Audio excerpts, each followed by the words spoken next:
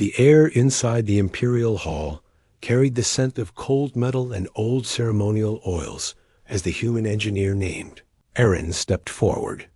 He walked with cautious steps, because every echo from his boots reminded him that he stood inside the throne chamber of a species, known across the frontier for its rigid customs. Around him stood armored guards with eyes that glowed faintly under their helmets. Their silent discipline made it clear that Aaron was a guest only because the queen herself had summoned him. He stopped at the marked point on the polished floor. The hall stretched long behind him and wide to both sides. Each banner on the walls displayed symbols of triumphs from the empire's long history. Aaron had studied them on the journey, but still did not know enough to understand all the meaning built into each curve and line. He only understood that this empire valued strength, tradition, and direct gestures. Humans, by contrast, often softened their words and hid meaning between sentences. The queen's advisors viewed that habit with suspicion, but the queen herself seemed curious about it. A low hum rolled through the hall as the doors at the far end parted. The queen entered with slow but heavy steps, her tall frame casting long shadows across the polished floor. Her armor shimmered with an inner glow. Decorative plates of crystal metal lined her shoulders. She carried no weapon because her presence alone commanded obedience. Aaron lowered his gaze slightly in respect. He had practiced the exact angle during the journey, so he would not offend. The queen paused before him. Her gaze fell on him with a weight he could feel through the air. He had come to repair a device no one else could fix. It was a guidance core that regulated the queen's planetary shield. One misalignment could place the entire capital at risk. Humans had a unique talent for delicate calibrations, a talent few alien species could replicate. When the queen sent a request for help, the human alliance insisted he go. He agreed despite warnings about her empire's intense behavior. The queen studied him without blinking. Her voice carried the power of someone who had commanded armies. She asked if the work was complete. Aaron explained that it was almost done, but needed a final test sequence. She nodded once.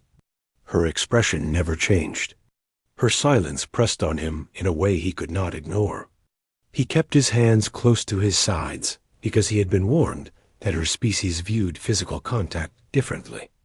To them, it held strong symbolic meaning. Even a brief touch could be read as acceptance of a deep bond. Aaron did not want to give the wrong signal. He respected their culture too much to risk an unintended gesture. After his report, the queen signaled for her guards to leave. The hall emptied in near silence. Aaron's breath felt louder. He waited for her next words, because he sensed she had dismissed the others for a reason.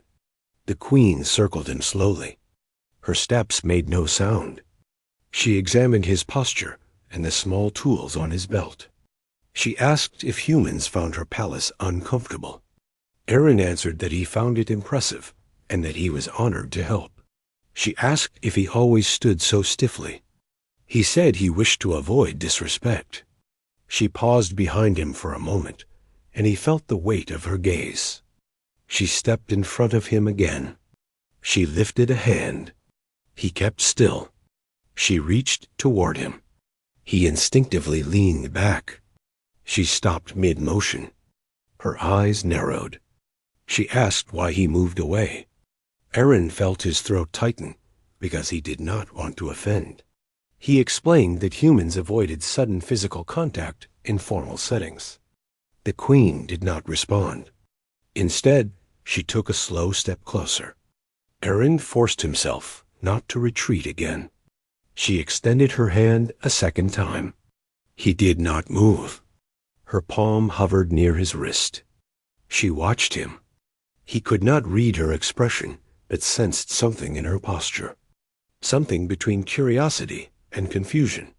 Her fingers closed around his wrist with a gentle but firm grip. Aaron froze. He felt her strength immediately. It was not painful, but the pressure meant she had chosen to hold him and expected him to respond. She asked why he would not touch her in return. Her tone held confusion rather than anger. Aaron swallowed and answered with care. He told her that his people treated physical contact as a personal boundary. Even friendly contact required clear intent. He did not know her expectations and did not want to miscommunicate. The queen tilted her head. She asked if he feared her. He answered that he feared disrespecting her, nothing more. Her grip loosened slightly, but did not leave his wrist. She appeared deep in thought. Aaron wondered if he should speak further. Before he decided, she began to walk toward a smaller door behind the throne. She kept hold of his wrist. He followed because resisting would risk insult. She did not drag him. She guided him with steady but controlled force. They entered a private chamber lined with glowing panels. The light reflected on the crystal plates of her armor. She released his wrist at last. Aaron flexed his fingers to mask his nervousness. He stood quietly as she walked to a raised platform at the center of the room. She turned and asked again why he would not touch her. Aaron realized she needed a direct answer. She came from a culture that valued clarity over hesitation. He explained that physical contact among humans often carried emotional meaning. He explained that he respected her position and did not want to signal something unintended. The queen listened. Her eyes narrowed in concentration. She raised a hand and ordered him to step closer. He obeyed. She asked what it would mean in human culture if she touched his wrist again. Aaron replied that it could mean trust or a request for attention. She asked if that meaning bothered him. He said no. She held out her hand again. Aaron hesitated for a breath, then reached out slowly. He placed his hand beneath hers without gripping. She rested her palm gently against his wrist. Her strength remained, but her pressure was softer now. She asked if this gesture felt hostile to him. He said no. She asked if it felt dangerous. He said no. She asked if it felt uncomfortable. He admitted it felt unfamiliar, not unpleasant. A long silence followed. The queen lowered her hand and stepped back. Aaron could tell she was considering something deeper. She walked toward a console on the far wall. Her voice softened slightly. She told him that her species used touch to signal clarity of intention. A leader used touch to show recognition of another's value. She said she wished to understand why humans built barriers around a gesture so simple. Aaron explained that humans had many cultures, each with different rules.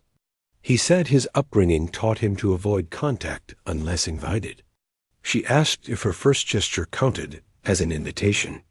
Aaron answered that it depended on context, but in her case, he wished to be careful out of respect. The queen's shoulders lowered by a fraction.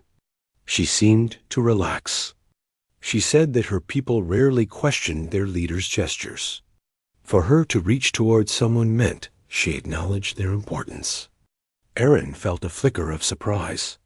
He apologized for stepping back earlier. The queen studied him for a moment and said she did not hold it against him. She valued honesty and intention more than flawless behavior. She then asked about the guidance core he had repaired. Aaron explained that he needed to run the final alignment, but required her biometric signature. She nodded and moved to the center platform. Aaron followed with his datapad. He guided her through the process. She rested her palm on the biometric panel. The room filled with a soft hum. The final calibration pattern ran across the screen. As the test concluded, the queen looked at Aaron again. She asked if all humans were as cautious as him. He said many were, but many were also more open. She asked if he ever chose to be open. Aaron hesitated, then admitted he did with familiar people. She asked if he planned to treat her as permanent unfamiliar company. He stumbled on his words. The queen watched him with a slight tilt of her head. She walked around him again. She said she had spoken with human diplomats. They spoke highly of human adaptability. They told her humans excel at bridging cultures. She said she wondered if Aaron could do that here. He said he hoped so. She stopped beside him. Her voice lowered. She asked if he would allow her to study his reactions more closely. Aaron agreed because refusal felt wrong. She stepped nearer. Her height and presence made the space between them feel smaller. She raised her hand again. This time she paused before touching him. He nodded slightly. She placed her palm lightly against his forearm. Her touch was warmer than he expected. She asked what that gesture meant to him now. Aaron said it meant trust. The Queen's posture eased as if she valued that answer. She released him again. She seemed satisfied. She asked him to follow her out of the chamber. They returned to the hall. Guards entered once more, but kept their distance. The Queen announced that the guidance core had been restored and the human engineer had fulfilled his task with honor. The guards bowed. Aaron bowed in return.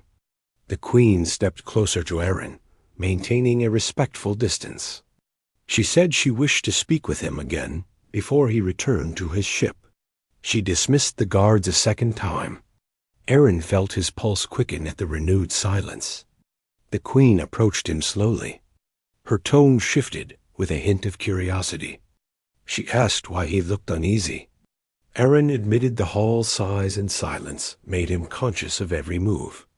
The Queen nodded. She said grandeur sometimes intimidated visitors. She stepped closer again. Her voice dropped. She asked one more question. She asked why humans often feared offending others when there.